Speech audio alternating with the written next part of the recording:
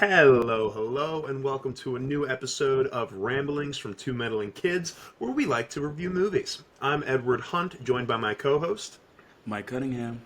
and we are the Meddling Kids. And today we'll be reviewing Guardians of the Galaxy. So for those of you joining us for the first time, or if you just want a quick review of our rules, is we will never spoil anything in the first 5 to 10 minutes. We're going to give you a spoiler-free review from a scale of 0 to 5, and then we might start spoiling stuff. But we'll let you know before that happens. But first, we always like to go with a spoiler-free review. Mike, Guardians of the Galaxy Vol.3, what'd you think? I give it a 3 out of 5. I Okay. will say it was fun but flawed. I think it obviously. I mean, James Gunn. I was going to say James Wan, entirely different Hmm. director. Um, James Gunn definitely had his visual style is just amazing. Yeah. They always do. Yeah. Fair. Okay. So a 3 out of 5 from Mike. I'm going to give it at least a 3.5. And so I'm going to start with a 3.5 here. And maybe by the end I might raise it, but I'm definitely not going to lower it more than a 3.5. I thought it was great. I really enjoyed it. I completely agree that it knocked number two. Just I didn't like number two that much. I was like, I don't really care about ego and all this stuff going on. And I think it did a phenomenal job. I will say, from what I've heard as well, is they gave Marvel and Disney gave James Gunn a lot more freedom. No, yeah, no, and I agree with that, and I do also agree that some the jokes from a Marvel movie perspective, this was not as funny. Like, there's so many other Marvel movies are funnier and have better jokes. The jokes here weren't as good, but man, the emotional beats on this movie were tremendous compared with every other Marvel movie. Like, I really cared about so much that was going on here, and then same with the portrayals. I think Chris Pratt did a phenomenal job of showing grief for a few times. Had that much more raw emotion coming from him. I think it's crazy that you can see that much emotion in a CGI raccoon, but you can. You feeling that kind of emotion. So those emotional beats were phenomenal. It was also a lot darker than other Marvel movies in the past too. Obviously, you have Endgame where he's killing everybody, but yes. But compared to other Marvel movies, this one itself was pretty dark, and I really loved the villain, and also I loved his motivation. He was crazy, and I loved that. He was just an evil, crazy dick. But yeah, so I'm giving it a 3 out of 5. My complaints were with it, yeah, that the jokes flopped a little bit, and then the biggest problem with a movie like this is they had such an ensemble cast. Like, they're trying to say everyone's going to be the main character, everyone gets their time to shine. Well, the problem is when everyone gets their time to shine, you don't have enough time for that in a movie, and then also things just kind of get messed up a little bit. So that's what you have going on right there. And I think Michael, my co host, just dropped. So I think we're going to have to figure something out really quick and then be right back with you all. Technical difficulties. Thank you so much. 1 second.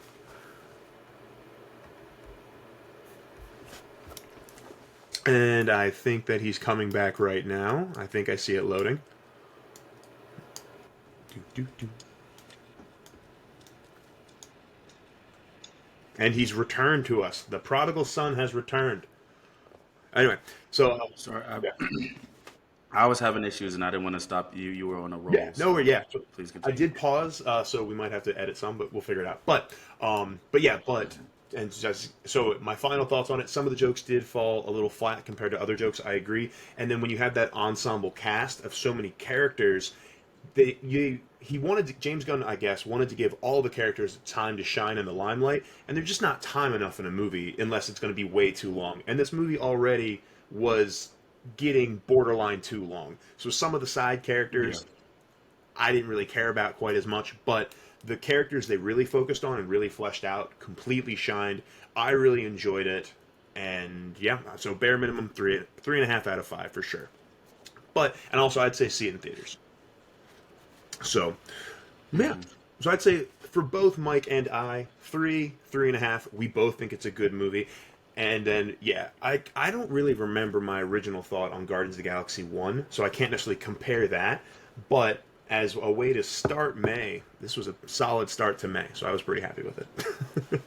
From there, we're still not going to spoil Yeah, anything but yet. I think No, sorry, you go.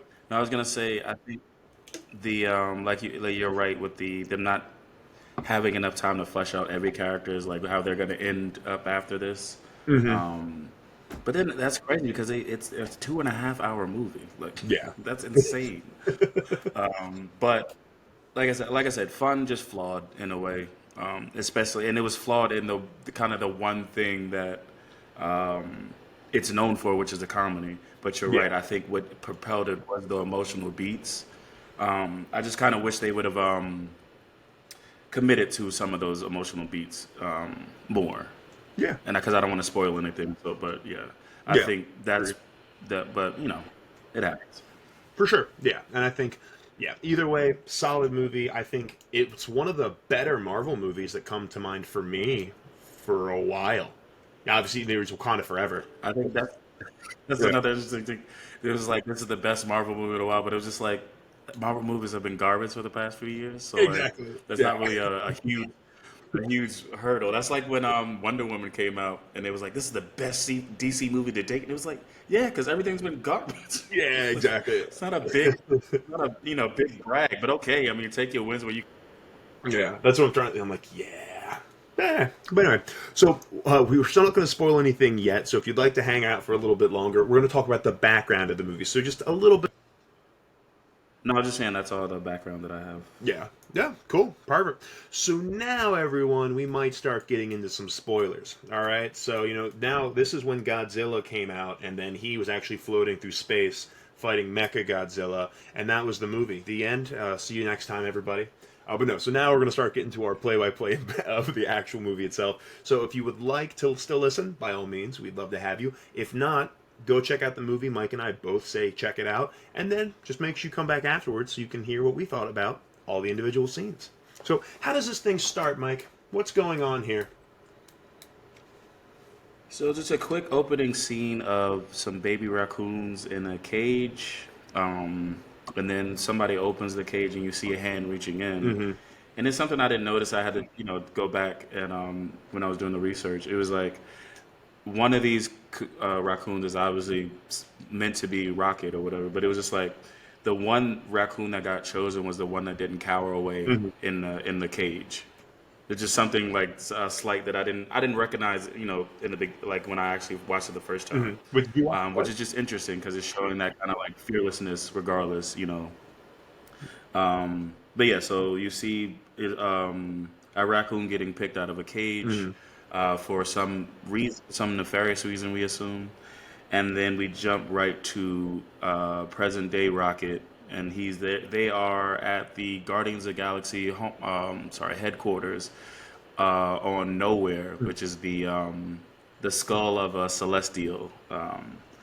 And so Rocket is walking through Nowhere, and like you see him meeting up with like the other Guardians, and he's listening to is the song called Creep, or I just know it's like I'm a creep, I'm a Yeah, by weirdo, that Radiohead. song. Yeah, so great song, "Creep" by Yeah, Radiohead. that's it. Yeah, because you see the intro, Mm. Rocket here is feeling some type of way. Though, question, and I had this: was this playing out loud for everybody, or was this just playing for Rocket? I never know. Okay, right, right. Because it seemed like I know he had the what is it, a Zoom, Yeah. which I mean they are just keeping that product in business. I couldn't tell if it was on the speakers or not because there's another time in the film as well where it's just like they're listening to music, and I was just like, I mean, I guess he is super smart, so he does have the Yeah. the technical background, but yeah, I wasn't sure. Yeah. But yeah, so he's walking through, looking like just kind of just walking through Nowhere. You get to see some of the other Guardians and what they're doing. You see that Peter Quill is at some bar and he's just like drunk, Yeah. and he's like clearly still like mourning the loss of Gamora Hmm. from the events of Avengers Infinity War. Yeah. So with Um, that, question for like all the yes. people, because I've seen a bunch of Marvel movies, but I don't fully remember everything. So we haven't dealt with that yet. So first off, Thor: Love and Thunder, was Gamora hanging out with them during Thor: Love and Thunder? No. Okay. So just quick recap. Yeah. At the end of, so in order for Thanos to get the Soul Mm-hmm. Stone in Avengers Infinity War, he sacrifices Gamora, Yes. right? I'm so sorry, And little one. then Yep. so yeah, so she's gone. Mm-hmm. And then in Avengers Mm-hmm. Endgame, they didn't plan around with the quantum realm. They jumped back in time, Yes. and the 2014 version of Gamora comes to the present day. Mm-hmm. So that's the version of Gamora that currently exists. All right, so where were we? We were talking about Peter being drunk in a bar, Mm-hmm. Yeah, he's just Rocket playing flavor. Yeah. Rocket playing music, and then you see there's a really sweet moment where Nebula, Mm-hmm. because she obviously she knows what Peter's going through, so she takes him, and puts him to bed so he can rest it off. Yeah. And then we also meet Kraglin, and he's practicing with this arrow that was from what's his name, from Yandu, Mm-hmm. from the passed away in the Vol.2. Yeah. So he's practicing using that, and we also get to meet Cosmo, Mm-hmm. which is like a telekinetic dog that they that they have randomly. Yeah. Where did he come from? So he just appeared in the. I think it's a she, but I think Yeah. she appeared in the holiday special. Okay. Because now Nowhere is because when we first get introduced to Nowhere, it's in Guardians of Galaxy Volume One, the first one, and Yes. it was where the collector he Mm-hmm. ran thing, but it was like a lawless land or whatever. So it's just like now the collector's gone because remember he died in Infinity War. Yep. I think they brought it and turned it into the headquarters, which is like kind of a safe haven for just people who don't have a home. Yeah. So And I'm that's like pretty. I Howard. don't know. Yeah, sorry, go ahead. Okay. Yeah, and that's why there's like Howard Duck there. So Cosmo, Hmm. she was one of the collector's items. So now that's why. Okay, Yeah, because I yeah, remember seeing that and I was like, I mean, I've seen at least every Guardians and like every Avenger. I've seen like the big ones. So I'm like, all right, I yeah, didn't think I would have missed this, but okay, yeah. So yeah. she I was. think her first appearance was in the holiday special that came out a few months ago. I did not see that. But yeah, That's on me. so it's not doing your research, bro. What are you doing? Apparently so. Um, so yeah, so we meet the Guardians. This is what they're doing. They're just hanging out of nowhere, Hmm. and all of a sudden, we get this entity from space known as Adam Warlock. Like he crashes into nowhere, and he Hmm. immediately attacks Rocket. And the other Guardians come to protect him. He has an intense fight with Nebula, where like he just like breaks her jaw and like just Hmm. throws her, and like she's all like broken, but since she is a cyborg, like Yeah. she eventually like fixes herself. But it's just like an intense battle. You can tell that he's going after Rocket. Hmm. Drax gets hurt. I think Groot gets his head ripped off. Yeah, I thought Groot Um, was going to go back to being a seedling. I was like, literally, I was like, oh, Groot, not again. I was like, I was like, man, no, no, we do not have the time. This yeah, his current state took it in like 5 movies. We don't have yeah, the time. exactly. I was Have like, the oh time. man. But yeah, so like an intense battle, and then like right before he's about to deliver the killing blow to Rocket, he gets stabbed by Nebula, and Yeah. like he's confused because he was like, I feel pain or something like that, which is like kind of interesting because you do see this kind of like all powerful entity not understanding just the simple concept of pain. Hmm. And so he flees, and then the Guardians try to heal their wounds. So they heal Drax. Mantis got her hand broken, Hmm. and because they have these like pads that just heal whatever ailment you Yeah. have. But when they try to Crazy med use these pads. pads, yeah, when they try to use it on Rocket, you see that he starts getting a shock or something like that. Hmm. There's something preventing him from getting healed. And then Yeah. in X-ray, you see that there's a kind of a kill switch on his heart Hmm. because he was experimented on. Whoever had experimented on him put in a kill switch to make sure that he could never be, modified again. Yeah. But I guess And stopping him from being healed is silly. Just throwing that out there. If you're going to be an evil also, mad I'm like, so this is scientist, the first time he's gotten hurt? yeah, That was right. my first thought. Yeah, like hurt that bad, I guess. I mean, he's Rocket Raccoon, man. He's just never been hurt like that. He's just whatever. But yeah, right? Like for any injury, if you're going to be a crazy mad scientist, you'd think you'd be okay with your specimen getting healed. But that's just me. And so we get a quick flashback as the Guardians find out about this kill switch. You also Mhm. get a flashback from Rocket where he's like you can see him being experimented on. Like he remembers Yeah, those moments, those sessions. those were I guess rough. Peter also Like all the yeah. things that like Rocket getting experimented on, man, those were like some rough things. You know, like, and that's what like I didn't know you could like feel that much for a CGI animal, and I was like, oh man, I feel Mhm. it. Oh yeah. Well, even I think it puts in a better context now.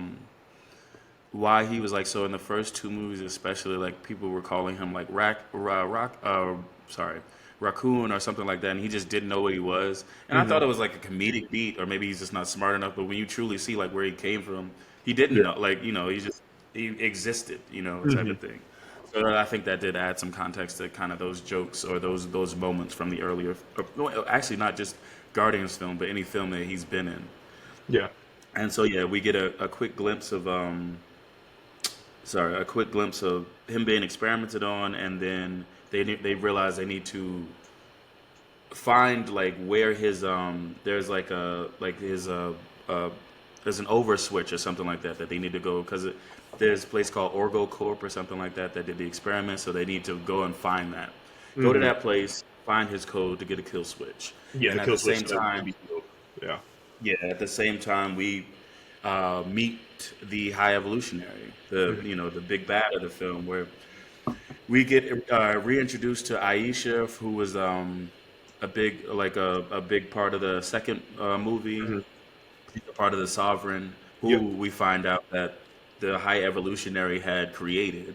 So they Yeah. consider like most some people in the universe considered him to be a god because he's created species Hmm. and so he was the one that sent Adam to retrieve Rocket.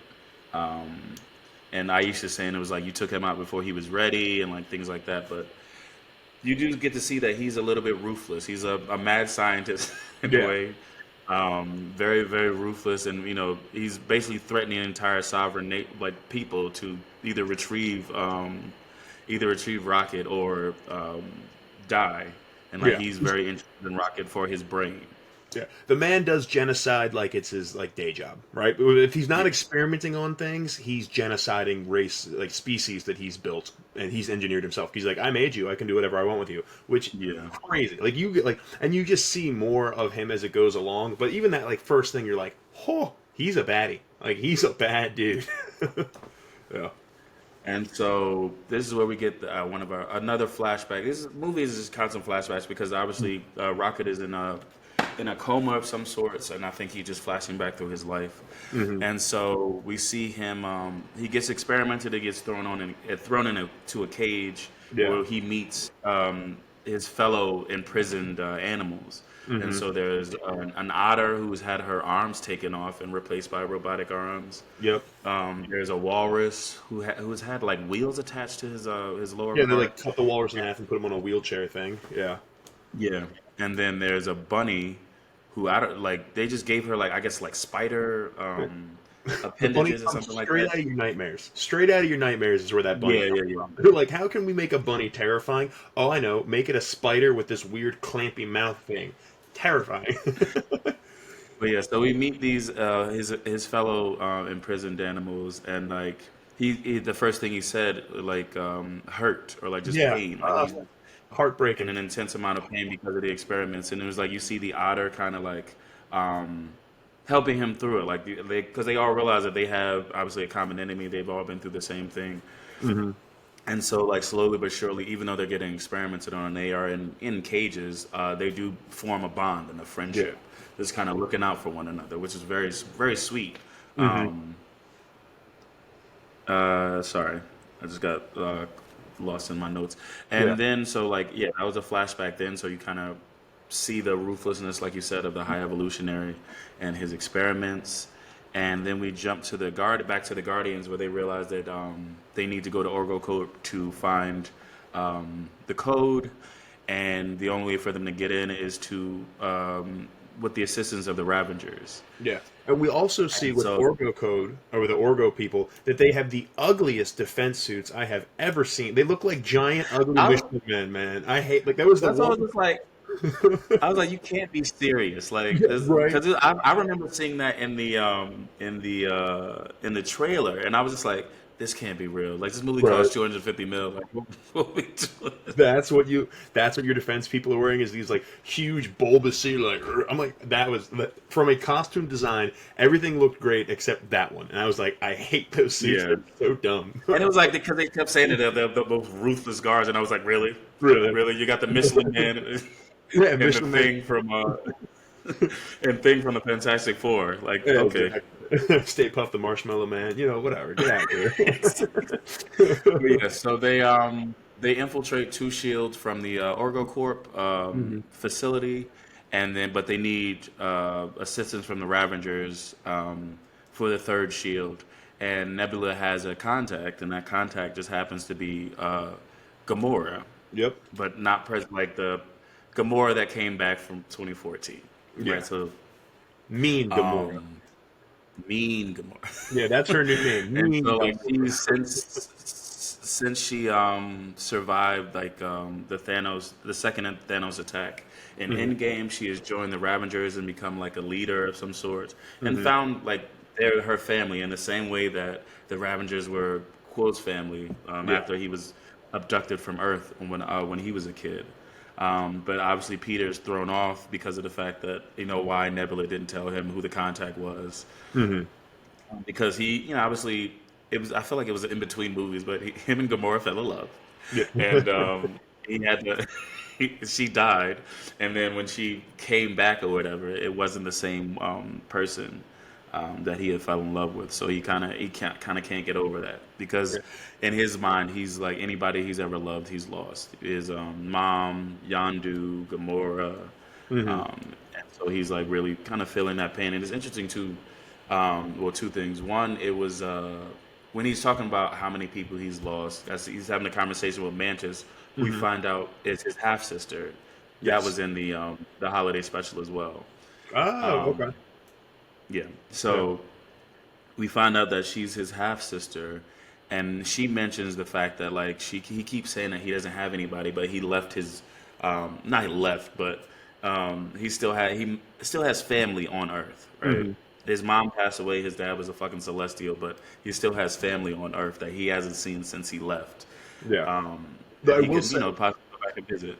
yeah, with all of this though, literally my thoughts were, and this was my one complaint was with like what kind of they did with Mantis in this movie, because literally my thought with all of this when Mantis is like pressuring him, I was like, Mantis, now's not the time. I was like, now is not the time, Yeah, man. exactly. Like, it's like the There's growth. a lot of her moments where we're just like, and I mean, movies do it all the time. It was like, do Yeah, we have time for this? we have time for And this it was right like now. the man is grieving. You know what I don't need? You telling me like I'm an idiot or some shit like that. Like, what are you Exactly. doing? Yeah, so that was like the thing with how they treated Mantis's growth and her being like a character at times. I was like, now's not the time, Mantis. I was like, or that came out of nowhere, Mantis. Like what? That was that Yeah, was what I was talking about in the review of like I think they could have potentially I don't know, just I don't know how you'd have the time to do it you better. just had to give everybody lines, and those Yeah, were hers. exactly. Yeah. But also, what the second thing about this whole situation, Peter and Gamora, is it was interesting the fact that it was like obviously if you they fell in love, right? Mhm. Could he would you be able to make somebody else fall in love with you if they lost their memory? I mean, there's a bunch Right? of movies like that or whatever, but it was like, could you actually, because now I mean, the circumstances, right? But they don't. It was like, so Mhm. did you try to recreate them? Do you Yeah. just give up? Like, I was curious to see, it was like, wow, like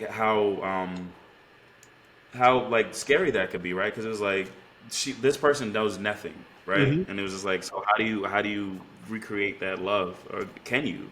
Yeah, exactly. Yeah. And same with that too. And even from like I had that same thought and then also from like a grieving process, like what's worse almost? Is it worse that you lose the person you love but they're like truly gone? Or is it worse that you lose the person you love but they're back, they just don't remember you, but so you have all these Mhm. memories and you're just forced to relive that every single time you see them. Like Yeah, I almost think that's worse of like the person's now back and they don't have memory. And yeah, how do you yeah. recreate that? What do you do? Like because obviously what Peter Quill's doing is he's telling her about it all the time, and he's annoying the crap out of her / freaking her out because she doesn't know any of this, which she has every Yeah. right to feel that way. Because that'd be like some random person come up to you on the street, be like, "We loved each other. It was passionate." And I'm like, "Okay, dude, you need to go away." I think it was starting to piss me off too because like I think it's just I think we've said this for about a few movies. It's like when characters don't realize the situation that they're in, Hmm. in a film at least. So Yeah. it's just like if the woman, like literally, you know that she's not your Gamora. You keep saying that Hmm. it was super Yeah. possessive unnecessarily, but it was like you know that that's not your Gamora. So why do you keep going at it with this narrative of like we fell in love, we did all this? It was like that's not her. Well, That's literally not her. you have to remember one important thing though, Mike. Gamora's hot. So Keep it tucked, fake I'm Peter, just saying, Jesus. I'm positive the number of people searching green things on the internet increased tremendously when Gamora is introduced to the Marvel Universe. I'm just saying. This is why I'm just gonna keep it moving. Okay. So anyway, they need the Ravengers' help to get to infiltrate the OrgoCorp facility. So they all get these suits, and then you see OrgoCorp. I think this was interesting about OrgoCorp outside of its terrible security guards uniforms, Yeah. with that it is a living being of some sort. So Right? it's just like they had to like cut into its flesh to get into the facility. I thought it was interesting because once Yeah. again, it is cosmic shit, it is space shit, so Hmm. it's sci-fi. You can literally do anything, It was and I so think gross. they did that well. Yeah, it was so gross and so cool at the It same was time. gross, yes, It was so gross, yeah. but it was cool because it was this because like imagine if you look at your skin on like in a microscope and like it looks Mhm. weird and kind of gross, and then like the subcutaneous layers with all the adipose tissue and fat that's there. Sorry, I'm using like science words, but no, but like with all like the fat and stuff in it. So when they were like cutting into that and like the pus and like fat was in there, I Yeah. was like, ew, so cool. Ew. Oh wow, that's really cool. So yeah, I enjoyed But that. yeah, so they break into the facility, and since it's heavily like the security is like intense, Hmm. they immediately kind of found, and it was like, oh, there was a breach in sector whatever whatever. So you get the one of the another cameo. So it was a cameo that I think Sylvester Stallone, you had already seen him at this Yep. point, as one of the Ravengers, but he was in the Volume 2 as well. Yeah, he was. Uh, but and then you get a Nathan Fillion cameo, which is always welcomed. I don't give a You fuck what get, anybody says. yeah, you get Nathan motherfucking Fillion, man, and that is. Oh, I saw it. I was like, oh, I loved it. I like. I mean, dude. Yeah. So now So time, real quick, just Firefly. If you haven't seen Firefly yet, fucking tremendous, amazing show with Nathan Fillion, and Serenity it's was funny. pretty. I've never seen the show. I only saw the movie. The movie was good. That was actually my second That was ever. that was my introduction to that whole world. It was just like Okay. because Yeah. obviously I've always loved movies, Hmm. so I saw that one and went to see it. Yeah. But I had no idea about the show until like a decade later or something like that. I saw Serenity first before I knew about Firefly as well, because I think that was like Hmm. seventh grade for me. Yeah, seventh grade for me. I took a girl to the movies. We saw Serenity, but but oh yeah, that was holy crap. Sorry, just back on. That was my first ever date with a girl. Yeah, we went and saw Serenity. Good times. Yeah. But anyway, but yeah, so I same, and then yeah, Nathan Fillion, fucking awesome. Back to you. Yeah. So they are the security's coming to wherever they breached, and so they need to ditch their spacesuits. And so Mantis says, "Let's put them in this Yeah. drawer, and we'll come back and get them later." Unbeknownst to her, it's an airlock thing that that Hmm. propels this into the into space. So now they need to find another way out Yeah. once they complete the mission. And then you have the exchange with Nathan Fillion as he comes into the room they're in, and the Peter Quill just thinking quick on his feet. It was like, "What are you guys doing? Like we found that there was a breach and we sealed it, because if you're incompetence or something like that." And he was like, "Yeah, I'm just dealing with my."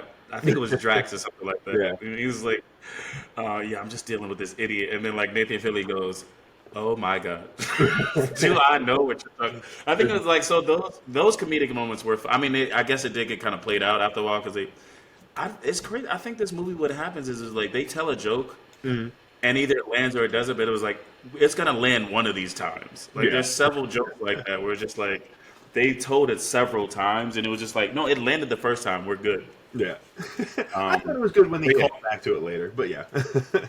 a bit, yeah. But it was just like, oh god, are you gonna drown us with it now? Mhm. But yeah, so they have an exchange with Nathan Fillion, the security guard. But quick thinking from Quill gets them out of it. But Yeah. now they realize that they need to both get the code and find a way out of the facility. Hmm. Now that they don't have their spacesuits, so Mantis and Drax go away, and I think it's because of the fact that they had such chemistry in Volume 2, Hmm. that they keep beating us over the head with their comedy duo, which is it works and it doesn't at times, but it was like for the most part, it's funny scenes. Yeah. And then you have Gamora, Quill, and Nebula Hmm. going throughout the facility to find the code. Peter's trying to do it diplomatically. Nebula from no, sorry, Gamora. Gamora from 2014 is like, we don't have time for this, so she literally holds the woman at at gunpoint to Yeah. find the his code. It's not his code. It was his I guess his background information. I don't know. Yeah, like his Science file. stuff. Yeah, his file. His file. That's what it was. I couldn't think of the simple word file. Thank you so much. I do okay. And so you have Quill and his team. They get the file, but they need to get out of there. Quill used some more quick thinking.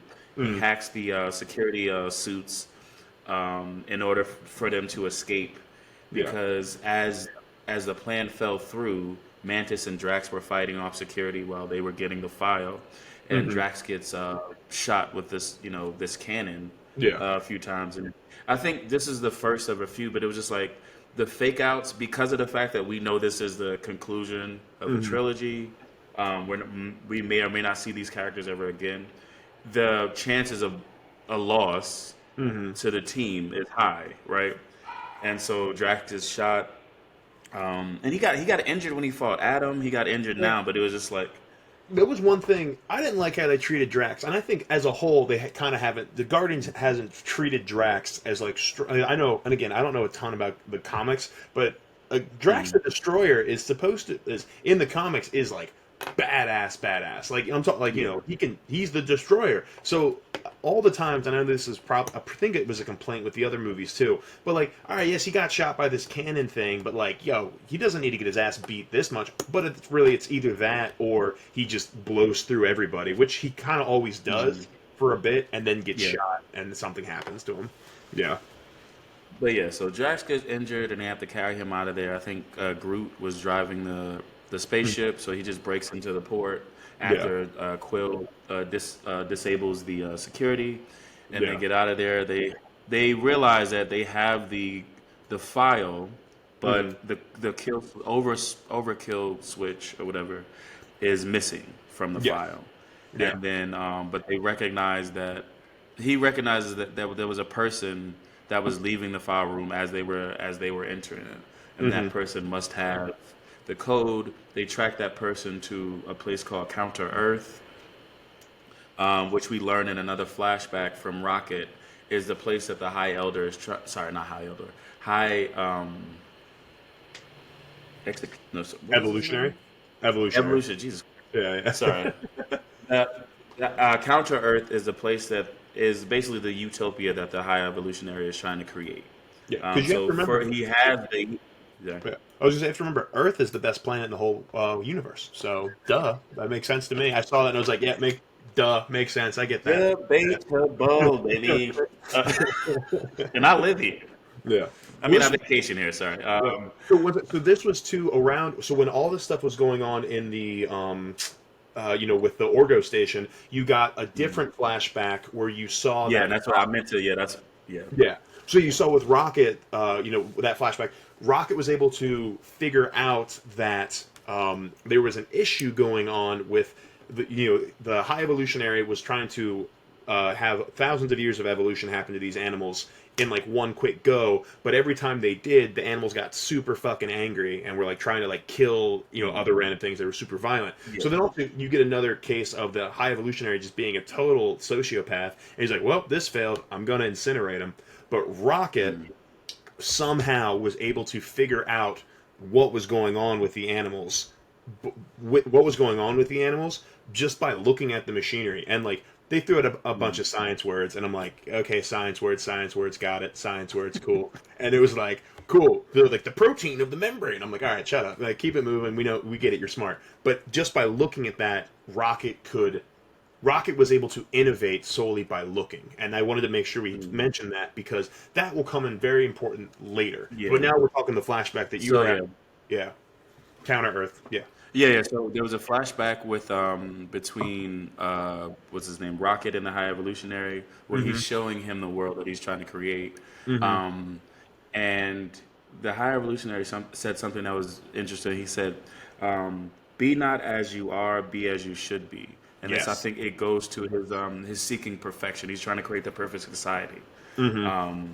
It starts with the perfect people, and then, like you said, it's you don't want them to be just drones because they'll fall into. I mean, it's the Lord of the Flies. It's what some way where like you create the perfect society and it still crumbles Mm-hmm. because even if it's humans, whatever it is, like things are things. They're going to they're gonna be flawed, and that is a part of it. But he was just searching for perfection. Rocket assists him Mm-hmm. with his machine that enhances these animals into humanoid creatures, and he's I don't know. See, well, maybe it's afterwards. These flashbacks were jumping around. Yeah. Um, I'm pretty sure. So it Oh yeah, wasn't. no, this is so not right now, but okay, he helps him with the machine, Mm-hmm. and then he goes back to his cage, and they're talking about how they want to get out, Mm-hmm. and they want to. The first thing they do when they get out is they want to have names. They don't want to Yeah. just be.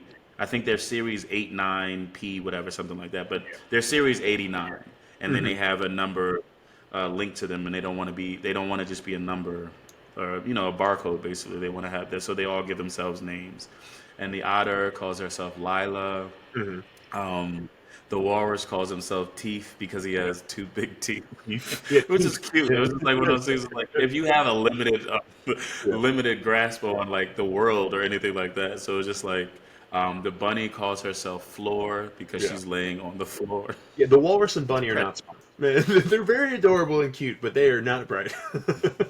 Yeah. And then Rocket calls himself Rocket because when he was with the High Evolutionary, he had saw like the rockets going throughout Counter Earth, Mm-hmm. and I think that's what his dream was to create a flying some vehicle that could fly him and his friends out of there so they can go into the escape into the blue sky. Yeah. Um, I think this was one of those moments where it was just like in WandaVision where the hero finally gets their name or you see the origin of their name, and it was Mm-hmm. just like yeah, that wasn't worth it. Yeah, His name was no, Rocket. it was cute. No, it His was name was cute. Rocket. I never thought about it. It could have been Floor. Damn it! You see how close it could have been Floor. It was a cute moment of these, creatures that were trying to figure out their things. And while all this cuteness is going on, I'm just gonna say, every time I see them, I'm just waiting for the other shoe to drop. Yeah. It was like watching this movie. It was almost like a pit in my stomach of like, oh God, what's gonna Mhm. happen? Because you know that something's gonna happen. You just don't know Well, like what. like I said earlier, it was like since this is a conclusion, Yeah. there can be some like oh no, like not everybody's gonna make it out type of thing like that. Yeah. So yeah, we get that flashback, and then we jump back to the present with the Guardians realize that the file that they've retrieved does not have the code, Mm-hmm. so they need to go to Counter Earth to find the advisor, the High Evolutionary's advisor who stole the code. Who was it? And this is where you get a very intense moment with Quill and Gamora Mm-hmm. because, like I said, since she joined back on the team to help them out, he keeps mentioning their past, and she's like, "I am not her. I'm not your Gamora. I can't be her. I can only be who I am." Yeah. And then he says something, and she just throws him into a wall, Mm-hmm. and goes to continue to attack him, but you get Nebula kind of stopping her. Yeah. And I think it's interesting seeing Nebula's growth as Mm-hmm. these films have gone on, right? Because you first meet her, she's just a cyborg assassin Yeah. with a lot of animosity, and it was like I think they used that later on in the series. They use her anger and animosity for comedy Mm-hmm. in certain moments, but it was like seeing her growth as because I don't think she would have given a fuck about Peter Quill Yeah. in Volume 1. No, but not at like all. I think she's gained like a gained heart, Hmm. which is cool to see. Yeah, Um, because also you see but too with that growth of Nebula as well. Because what's going on this, and it's for comedy, but you also see every time she has any interaction with like just about any character, she's yelling. Especially if she's even mhm, remotely annoyed, she's yelling her lungs yeah, out. She's like not necessarily being a caretaker, not necessarily being someone like she's obviously she helped Quill there, and she cares about the Guardians, but she doesn't know how to like regulate or like her emotions very well, which obviously she got tested on by Thanos for God knows how long. hmm But but she's doesn't fully know that. I just wanted to put that now for later. But yeah, hmm yeah, and so Gamora, yeah, so she attacks Peter, and she was just like, she wants to get dropped off or whatever, but they won't do that because they're on a time crunch. We didn't hmm, say this earlier, but it was like after Warlock attacked, they had 48 hours. I mean, a movie needs a clock or else. yeah, So they exactly. have 48 hours before Rocket, dies. So they don't have time to drop her off with the Ravengers. So Hmm. Gamora calls them to come pick her up. And at the same time, we see Aisha and Adam, Hmm. a Warlock, at Orgo Court facility, interrogating one of the Ravengers, trying to see where the hell the Guardians went. And I guess it's a funny scene, but not a guess, but it was a funny scene where like she says, "Show 'em we mean business" or Yeah. something like that. So Adam literally just disintegrates this man It's pretty silly. Yeah. because they I think this is what I was saying about people being like not at least true comic book fans Mhm. of Marvel and Adam Warlock not being a big fan of this interpretation of him because they made him kind of a man child in a way. It Yeah. was just like, well, he's a grown man, but he's like he hasn't developed his mind isn't developed. And in the movie, they just say, oh, you didn't let him finish cooking because it was like he was in a, a tomb or cocoon, like Yeah, Cocoon, I guess. Yeah. Um, but it was just like I can also agree with that because of the fact that it was like it could have been a terrifying 1-2 punch to have the High Evolutionary as the main villain and Hmm. Adam Warlock as his second in command. Right. I, Yeah. I assume that's what they were doing ish, but it was like the trailers were a bit ominous Hmm. in the way of like kind of what story they were trying to tell.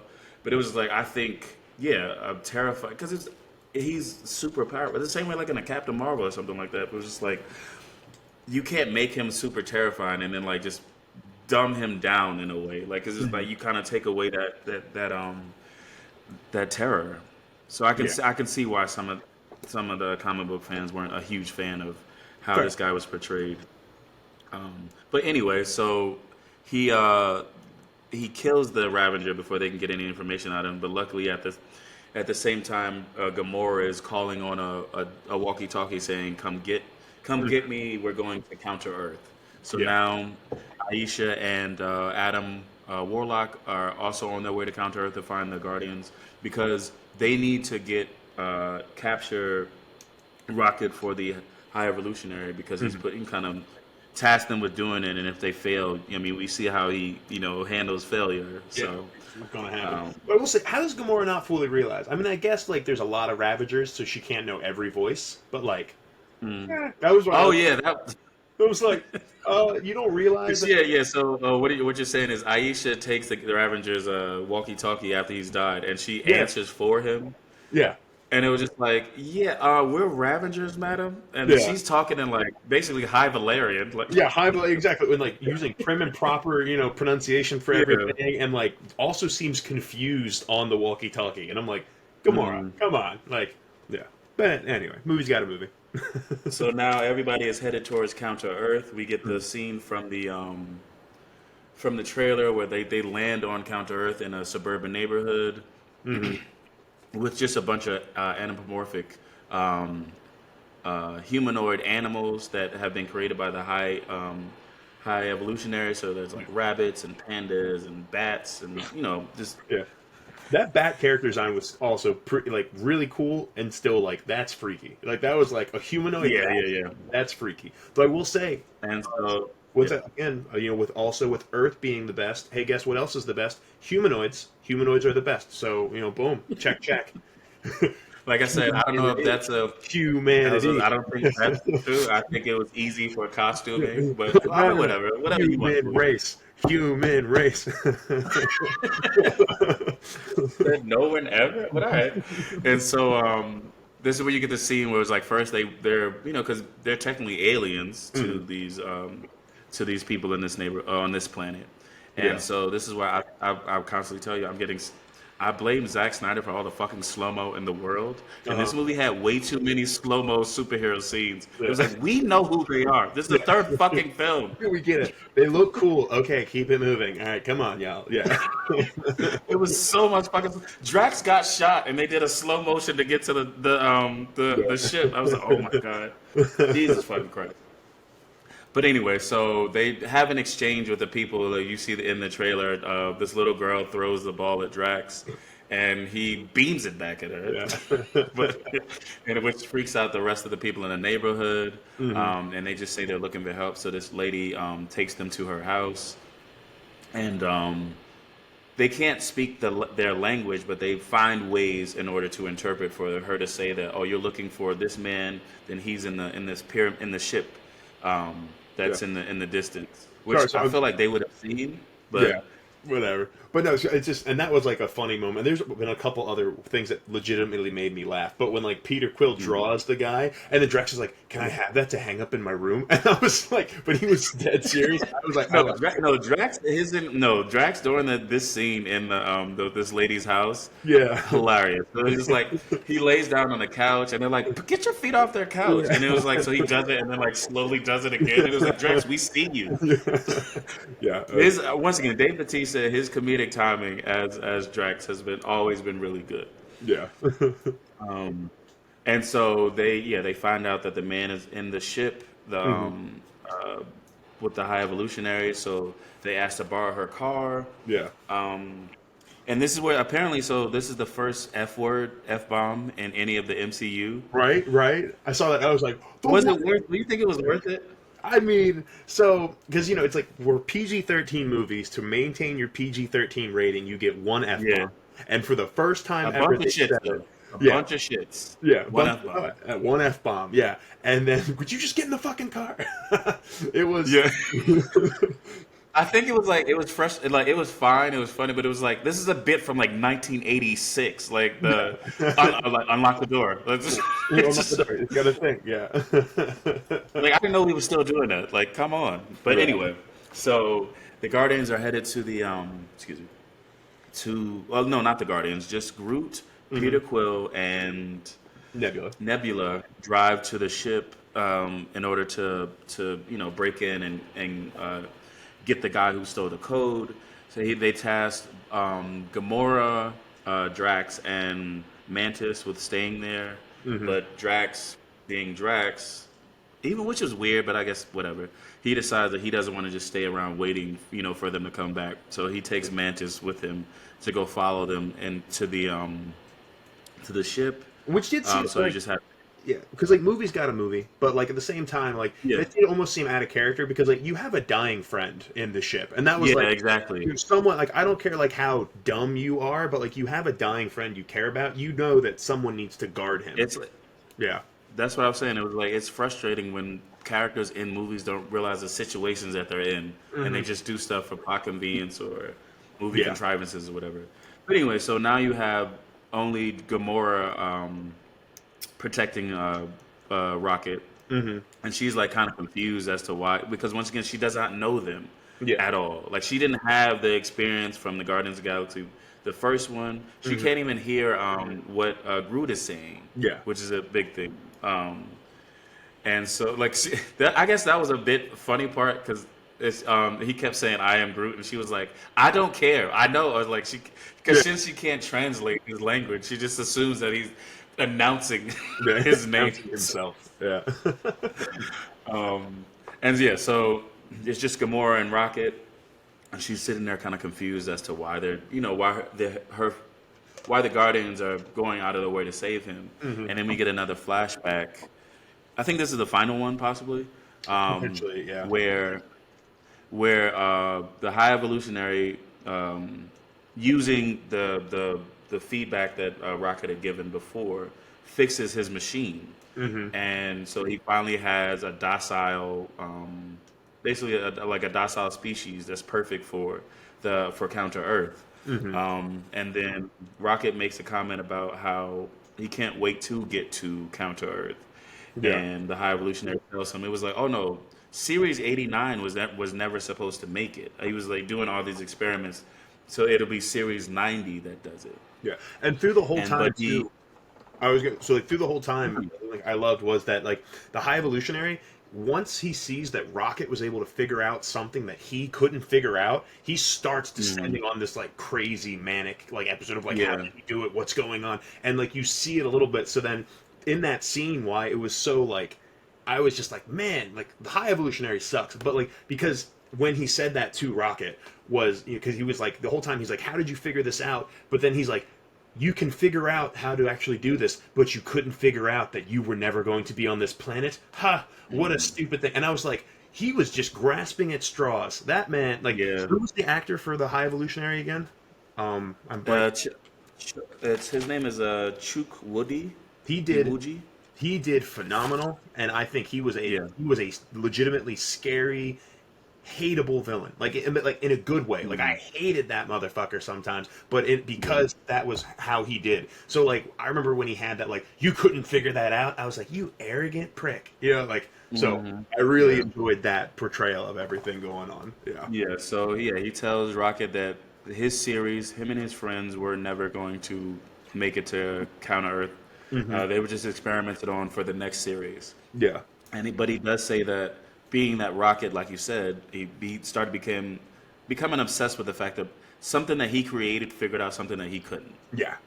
Like it just so, and because of that, he wants to study Rocket's brain, which has been Hmm. his whole mission throughout the entire movie, and it started way back then, Yep. where he was going to incinerate. He wants to incinerate the whole series, '89 series. So that's Rocket, Lila, Floor, and Teeth. Yeah. But he's going to extract Rocket's brain in the morning Hmm.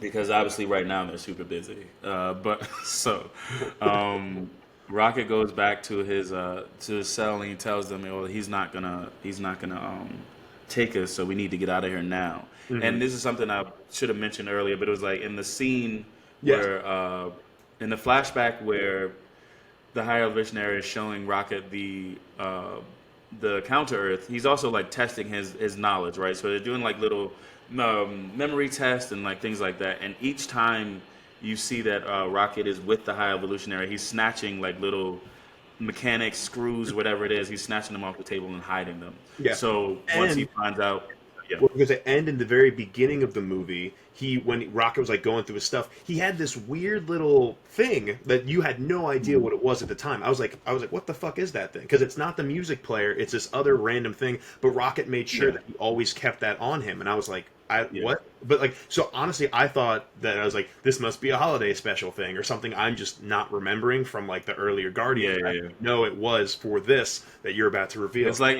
the dice from Solo, Yeah, and it was just like nobody was looking at the dice. It was like, yeah. well, now you know where they came No, from. you know where they came from. Wait, Um, what? Yeah.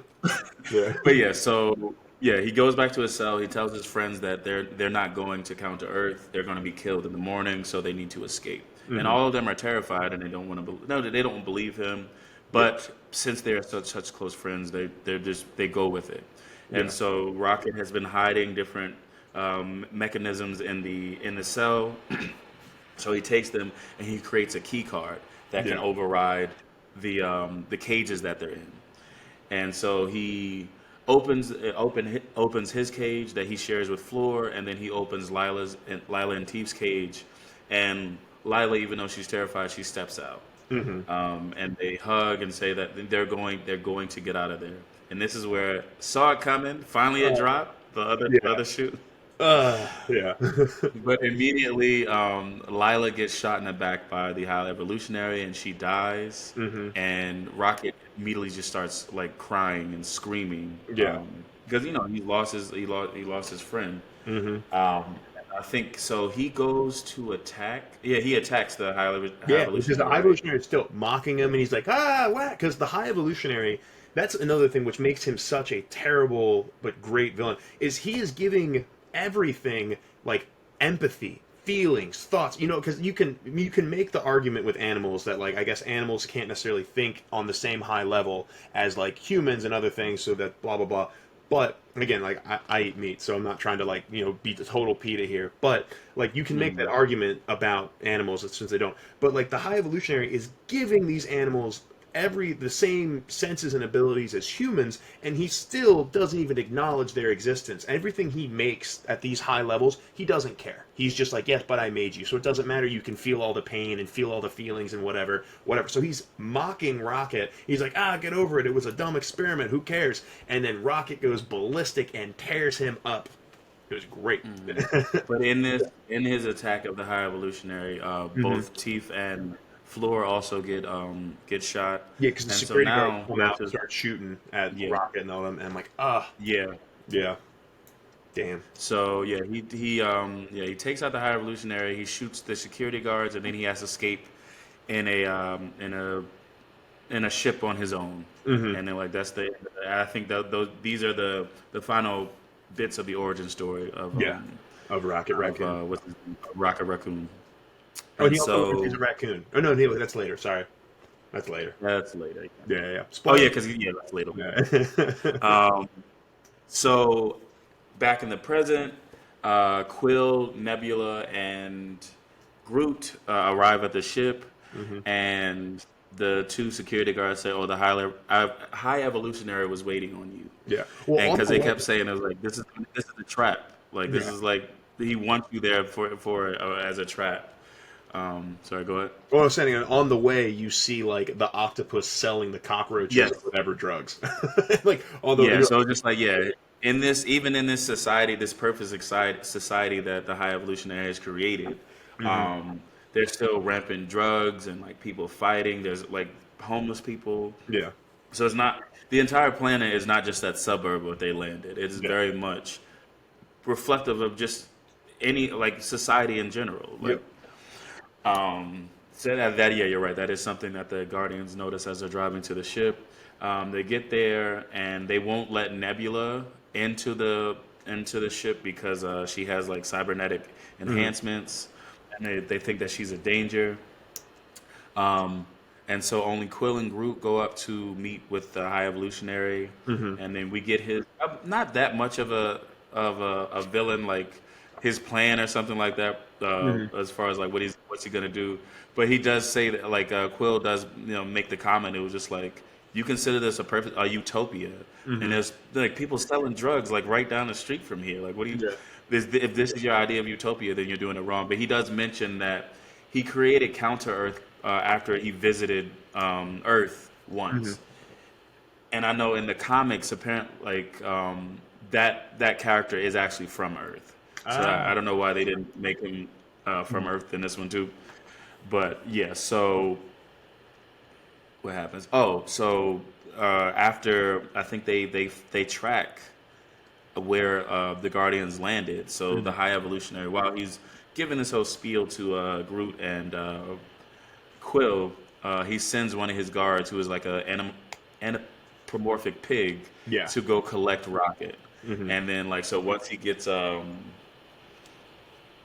confirmation of that, he was like, "Oh yeah, you killed him or whatever." And so this is where you get the pig goes to the ship. He takes Rocket, but Hmm. Gamora stops him. Yeah. And then also you get what's his name, Adam Warlock arriving on the planet as well to Hmm. it.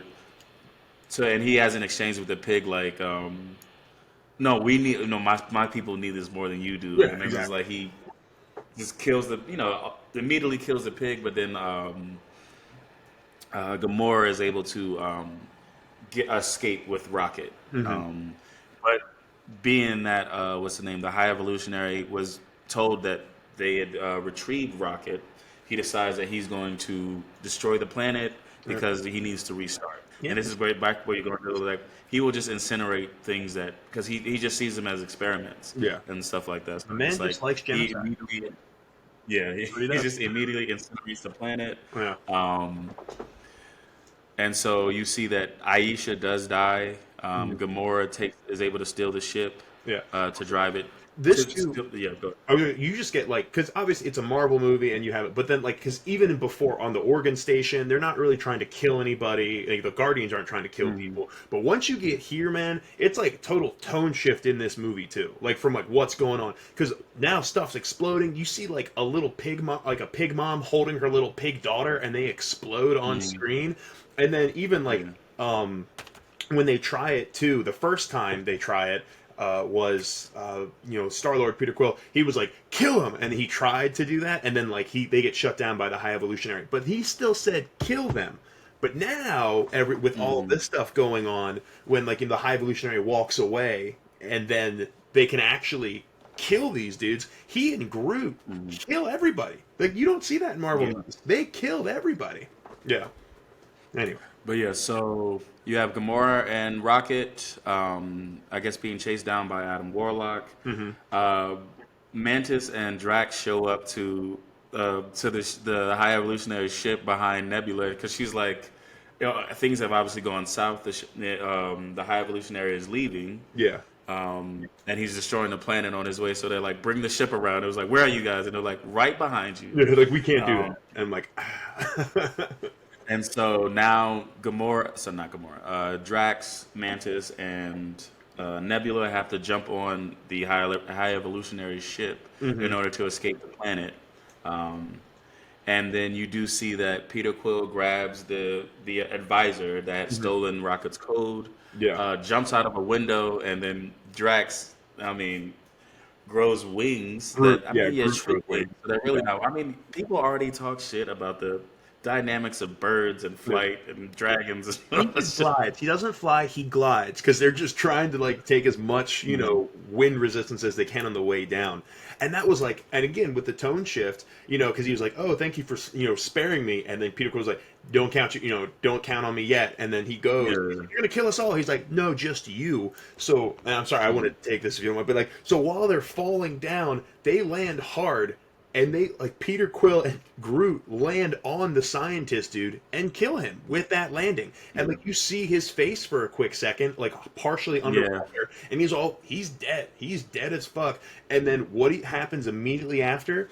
Dude, Star Lord whips out a knife, and off screen you see him you see him stab into the ground because you can't see the character, and he yeah, cuts off the cybernetic implant. What kind of Marvel movie is this all of a sudden? Like the last 30 minutes or 45 minutes of this movie are like ruthless. From like this yeah, whole planet's now getting genocided and you get to watch it. You watch Groot and Star-Lord mm, kill all these dudes, and he just killed another dude and like cut off a cybernetic implant. Nuts. yeah. Yeah. It was intense. Yeah. But yeah, Anyway, so I they love get the cybernetic implant from the scientist, and they go to input the code into Rocket's heart, it. Mhm. and like they notice that it's going too slow. Like they needed it to scan faster, or else he'll die. Mhm. And then you do see that Rocket doesn't get the code in time, and he passes away. And this is, I think, the intense scene in the trailer where like Mhm. this is where you're saying like I guess what's his name, Chris Pratt, really truly Yeah, giving all of the emotion in just a scene where he's like screaming because he's lost somebody else, his best friend, even though like he keeps saying that one person says that he's Rocket's his best friend, and then Drax keeps going second best. second best the whole time. um, Yeah. but yeah, he's just lost. I lost a member of his team, one of his best friends, and he's just emotional, and he refuses to give up on him. So hmm he starts performing CPR and Yep. stuff like that. And then, but you see that Rocket is in basically purgatory. He meets up with excuse me, Lila, hmm and she's saying how like we've seen the sky, like and you should come with us. Yeah. And then he goes to go be with his friends. I assume this his introduction into heaven type of thing or Yeah. whatever, like him entering the gates of heaven. But then she stops him and she says, "You can't come with us just yet. Yeah. You still have a purpose on Earth." Yeah, because Rocket was like, And "Can I then go?" Yeah, that was yeah, it's like it's a cliched scene, like whenever they go and like, okay, it's all white and misty around, and there's like your loved mhm, ones and friends there. Such a cliched scene, but to see it with CGI animals and still get those emotional beats was like, damn, that was good. mhm, Yeah. yeah. And so through Peter Quill's interference, the code starts going a lot faster, and we see that Rocket is revived. And totally fine now. And this is, huh? Yeah. And now But totally. this is what I was saying. This is what I was saying. Oh yeah. So they're able to kill to disable the kill switch and then use the magic meta pack to revive him fully. Yeah. But this is what I was saying about this. You anticipating a big loss, and it was just like they kept like Drax got hurt a few times. Yeah. He's good. Literally, Rocket actually dies, and then they revive him. And it was just like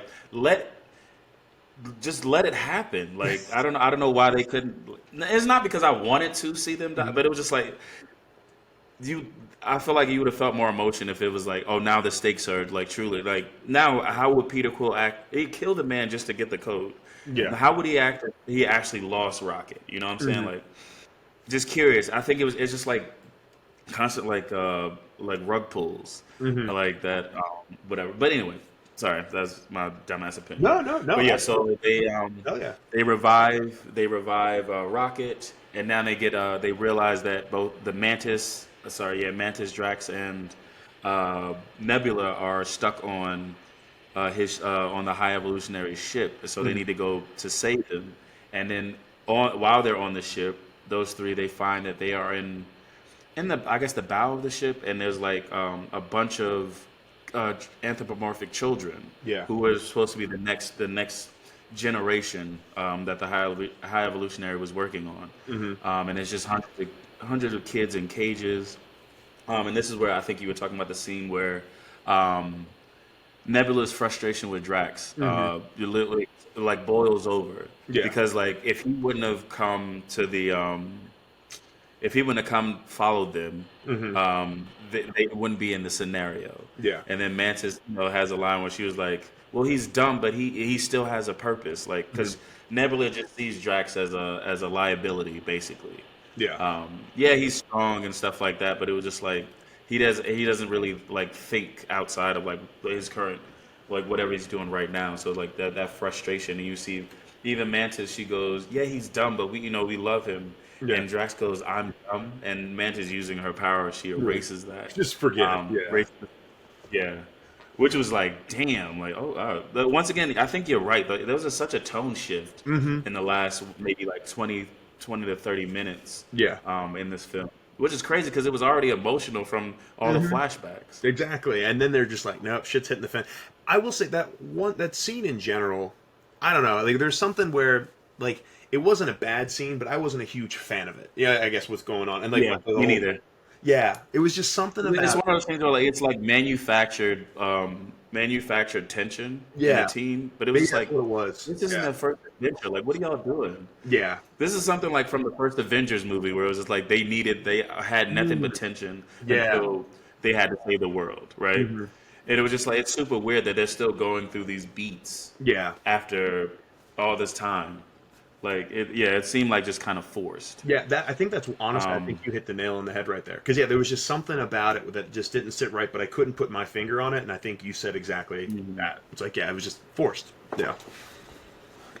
But so and we'll just go through this fairly quickly. It's not that deep.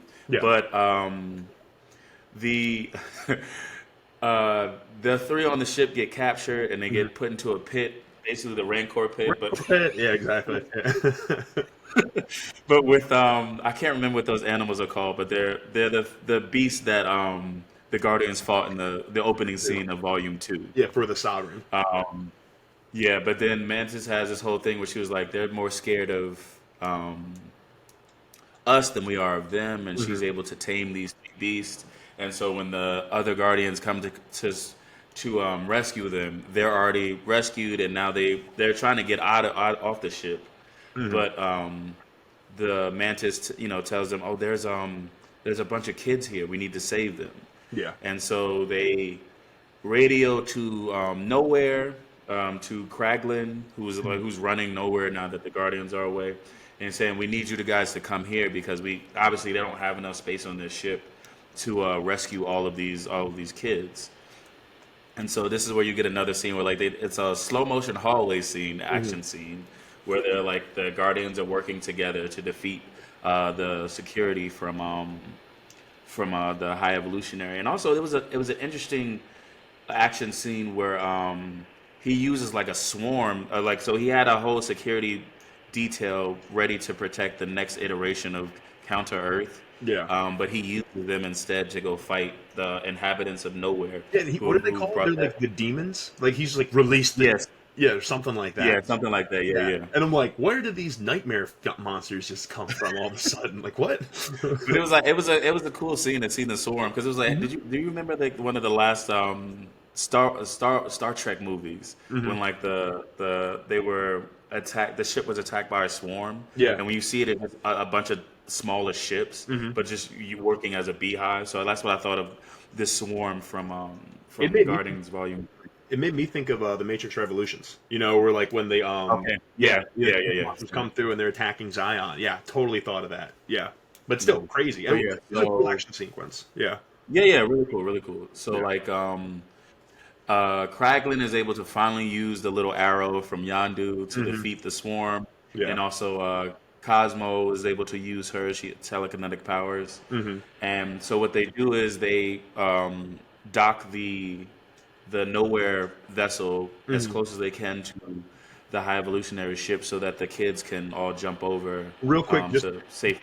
just because while this is all going on, there's like definitely a lot of dissension in the ranks of the High Evolutionary of like because they're like, dude, you're Oh yeah, obsessed yeah. with this guy. What the hell? You're obsessed. You need to get over yourself. And he's like, no. And then he delivers one of the coldest lines I have ever heard. And he's like, there is no God. That's why I stepped in. And I was like, Oh, I love that. I was like, oh my god. And like then they try to have like a mutiny and they all like pull guns and he just blows them all up and kills all of them or whatever. mhm. And he blows up the steering thing. So yeah, so the Nebula goes in to steer the ship, then they dock it, and that's where we are right now. But yeah, man, that line. Yeah, Oh, oh. yeah. Yeah. But but yeah, so Nebula. So now people are separated. You have most of the Guardians trying to help the kids get to nowhere so that they Mhm. can get to safety. Nebula and Rocket, being that they're like one cyborg and he's like just he's a pilot and just like super good with mechanics. Mhm. They're going to figure out a way to steer the ship. Yeah. But since the High Evolutionary has destroyed the mechanisms to steer the ship, it's up to Nebula to steer. Yep. And so he goes like Rocket goes off and he stumbles upon the cage that he was in the Mhm. beginning of the movie. And you see a bunch of, baby raccoons in there, and he looks at the label on the cage Mhm. and sees like different Latin names and stuff like that for Kingdom it's just Pilots. information about. Yeah. Sorry, Yeah. the And then seven he sees at the end it says commonly known as a raccoon. yeah. So once again, it's one of those things where like we know, like what But he didn't know. He had to it's, learn his origins, sir. All right. it's I feel like stuff like that is so It was. I liked it. I I'll thought. allow the Rocket. Like I said, I'll allow the Rocket name because his name could have been Floor Yeah. or Fur Yeah. or some stupid shit. Yeah. Because they literally, it was like the guy, Steve Carell from Anchorman, where he was like, "Are you just looking at stuff in the room?" I love lamp. Yeah, exactly. Ugh. It could have been Bar. Like so. Anyway, I'll allow the Rocket, Yeah. but the Raccoon stuff was like just so stupid. Yeah. Because like I said, they just did that in WandaVision, like where they finally give them the name or something like that. I was like, ugh, we know. See, But anyway, I didn't watch WandaVision, so that's why this is new to me. So it worked out well. See, that's what you got to do, kids. Don't watch all the Marvel stuff, and then some of it that they repeat is new. Done. you see what he's saying, kids? Don't do your homework. And it'll turn out all right. Yeah.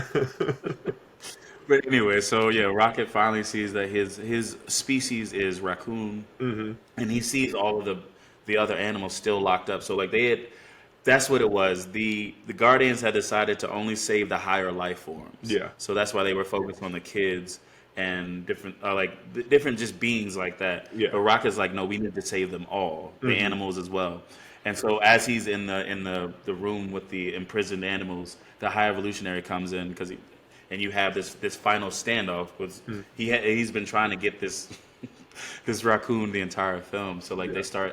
they start fighting, but raccoon is like sorry, a Rocket is very much outmatched. Hmm. And this is where you get this beautiful scene where like the other Guardians come in and help defeat Yeah. the High Evolution. and not Nebula. Gamora gets the final stab. Mm-hmm. Sorry, were you gonna say something? I feel like I cut Well, no, you off. I was, again, I was, no, you're good. Yeah, yeah. But yeah, so Gamora gets the final stab on a High Evolutionary, and she notices that a part of his skin is peeled off on the Mm-hmm. side. And so like she pulls it back and the High Evolutionary falls to the ground, and like they're like, what's wrong with him? And it was like, this is what Rocket had done to him. So like Yeah. when Rocket had tried to escape with his friends, and the High Evolutionary had killed Lila, the Rocket just jumped on his face and started just clawing at him. It's And messed he up. left himself disfigured that he had to wear a mask for the rest of his life. And you see that he looks like he's like it's just like his eyes are like kind of like bulging out, and it was like Yeah. he barely has any skin or flesh on his face, Mm-hmm. so he really messed him up, um, Which, and the that's why he's wearing a mask. Yeah, So for the record, with all of their medical technology, he totally could have healed his face, but whatever. that's why I was confused. That's what, Yeah, I I'm was like, just like, like, I like the emotional it beat. was a I like dope reveal, I guess, but it was just like, seriously, Yeah, right. I'm like, come on, with all the you're technology, God. You literally just said that. you could have grafted anything on your face to regrow it, man. What are you talking about? But yeah, Yeah, that's funny to me. It was just like the best face that he could find was his own. yeah. Yeah. That was the mask he chose. He stepped in for Um, God. He's cocky. All right, we got that about it. But yeah, so they defeat the High Evolutionary, and then they go to save the rest of the animals, not just the higher life forms. Yeah. And so like, but Cosmo, being that she's using her telekinetic powers to keep the ships close to one another, she's like losing. She's being overworked, Yeah. and so you Real quick. see. So Sorry. while they're saving all the animals, did you see like they chucked a monkey at one woman and it fucked her up? So like Yes, yes. what the fuck? Like what? So like they're saving the That's animals. why I've been like, and that's why I said higher life forms. That's what I'm saying. I'd be so pissed. So like they were like saving all the animals and they were like chucking the animals out. So they chuck this monkey at this woman so she can like grab it, and she grabs it and it just starts clawing her fucking face. Like, Now she's gonna need a mask like the High that's what Evolutionary. I'm saying. Like it literally fucked her up just as bad. And I was like, I was so shocked by that. I was like, what the fuck? Because comedy, Edward, comedy. That wasn't funny. That was horrifying. Good. So anyway, everybody has made it back to the ship. It's back to nowhere except for Peter Quill. I think he was like he had dropped his fucking Zoom. They're keeping that fucking device in business. Yeah. And so he went to go retrieve it, Mm-hmm. but he's the ships kind of separate. Yeah. And he goes. I think this was really smart too. You see him like utilizing something on the High Evolutionary ship to kind of boost him to nowhere, but it's just like not enough. Yeah. And so he just ends up trapped in space where they can't reach him, which is weird too. Somebody brought up in the afterwards. It was just like in the first movie he both had rocket boots and a mask, so for whenever he went into space. Yeah. Where's that stuff? I didn't even What are you think about doing? that. Yeah, I didn't even think about that, but that's a good point. Yeah. But you do see, so like they're just devastated once again. Mm-hmm. You got this is the third time. You had Drax first, then Rocket, and now Peter. Where it's just like, oh, Peter's like Starlord is not going to be the one that's not going to make it to the end. But nope, you get Adam Warlock, who had tagged along Mm-hmm. after he left the planet, the counter Earth planet, and he saves Peter Quill because earlier, right? I think maybe 10 or 15 movie minutes before, Groot has saved him from being killed. Yes. Yeah. And he says everyone deserves a second chance or something like that. Well, he says, "I am." And Groot." so like he. So I interpret it as Groot saying. But yeah, so somebody tells him that a group said that everybody deserves a second chance. So Adam has a change of heart because technically he is a child in his mind. Yeah. So simple, the simple platitudes really help. But yeah, so Peter Quill gets saved, and now they just have a bunch of the kids that the High Evolutionary had experimented on, and then you get this at the last scene. It was just like kind of the fate of the Guardians. So Nebula, I keep calling her Nebula. Gamora goes back to be with the Ravengers because, like we had said earlier, I think she had been. If you know Gamora's backstory, sorry, she was taken by Thanos when she was a little girl, trained to be an assassin. So Hmm. she was always looking for a family. Yep. That's why her and even though her and Nebula constantly fought, there was still that love of a sister. Yeah. So when she found the Ravengers in her 2014 iteration, she found her family. Hmm. So she goes back there. It was nice to see like that. She did say that she wishes that she was the version of Gamora that had fallen in love with Peter, but that's just not her. Yeah. And I think Peter finally accepts that. Yeah, and I liked But that too with what she said is like, I bet we were a lot of fun. And I think that was a yeah, really nice line. I was like, yeah, that's good. That's a good line. Mhm. Yeah. yeah. Yep. And so Peter has them meet up, and he tells them that he's leaving. Hmm. He wants to because like Mantis had said earlier, he still has family on Earth that he Yeah. never sought out.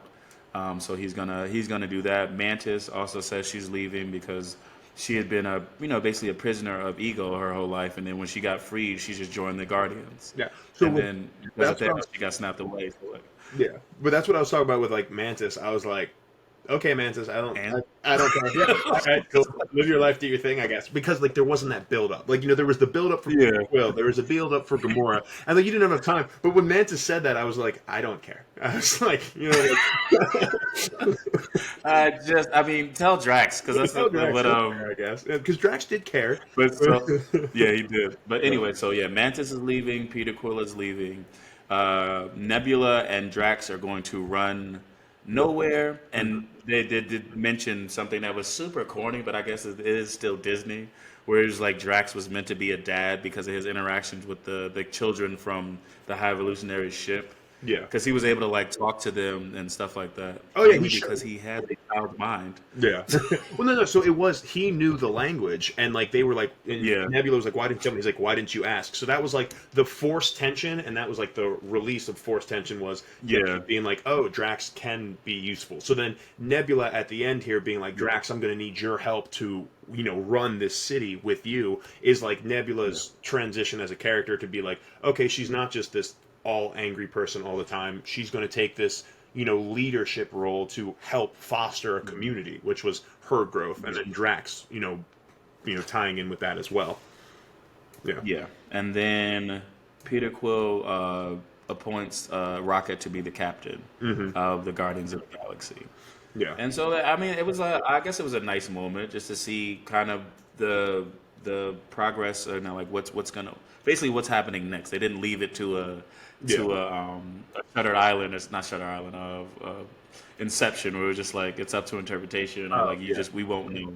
They just gave us a conclusion to the story. Yep. So you see, Peter goes back home to visit his grandfather, Hmm.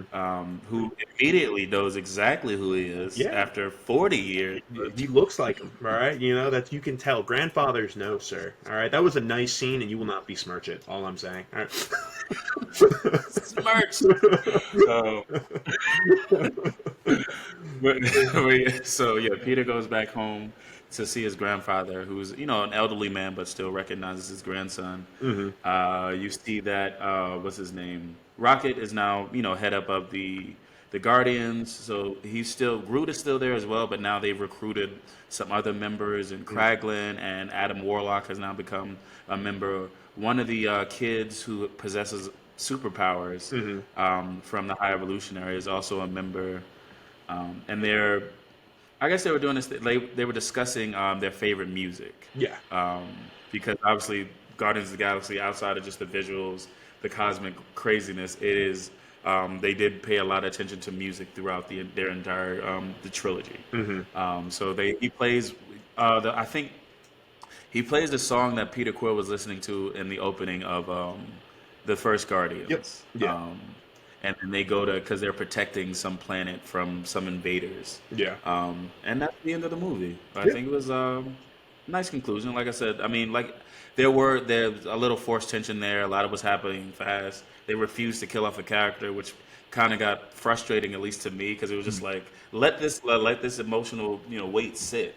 Yeah. But all in all, good movie. Yeah. Yeah. So with the emotional stuff, I like they let it sit longer, and then like they had to save. So I preferred it versus like Ant-Man was like you had to sit for like you sat for 5 seconds with the idea that maybe they won't get back to Earth. They're like, nope, never mind, screw you, we're back. And I'm like, all right. Yeah. For like Rocket, it was like pretty look like it might have been pretty close, but. That's the movie, everybody. Thank you so much. It also ends with an after-credit scene saying Starlord will be back because he's eating cereal with his Yeah. grandfather. Hmm. But yeah, that's the movie. So what we always like to do at the end is just a quick, did our reviews change? So Mike, 0 to 5, did your review change at all? I will give it fine. I will go up to a 3.5. No, You don't have to if you don't want to. I feel like because it was like I don't know where I rate the first one. Mm-hmm. So, and like I said, I like the first one better than this. So if I go up, we're gonna get into weird fractions. So Fair. I don't feel like it. But no, okay, fine. I'll go to a 3.5. I think the emotional backstory of Rocket was really good. I just think the end was just certain parts were just like kind of forced or whatever. But it was. I'll give it 3.5. I'll go 3.5. Cool. I'm going to stick with a 3.5. I had a lot of fun talking about this, and I enjoyed a lot of it. But I do think with some of like the forced tension, some of like the jokes flopping, some of the length, some of me not caring as much about others, I feel I can't necessarily give it a 4, even though it's pretty damn close. So I'm going to give it a 3.75. I lied, and I'm not taking it back. I do what I want. This is my podcast, our podcast, but still, I do what I want. So 3.75. Anyway, but that is the movie, everybody. Thank you so much for listening and joining us at this point. Yeah. If you would like to reach out to us, you can find us on Twitter and Instagram at 2Meddling Kids. If you want to email us about anything, you can email us at 2Meddlingkids at gmail.com. Mike, how can they reach out to you, sir? On Instagram at Days from Legendary. And if you'd like to reach out to me, you can find me at EdHunt77. So thank you again, everybody, so much. Actually, no, I'll talk about the next one. Anyway, so we'll see you soon. We'll see you next week. Gotcha. Right. Stop.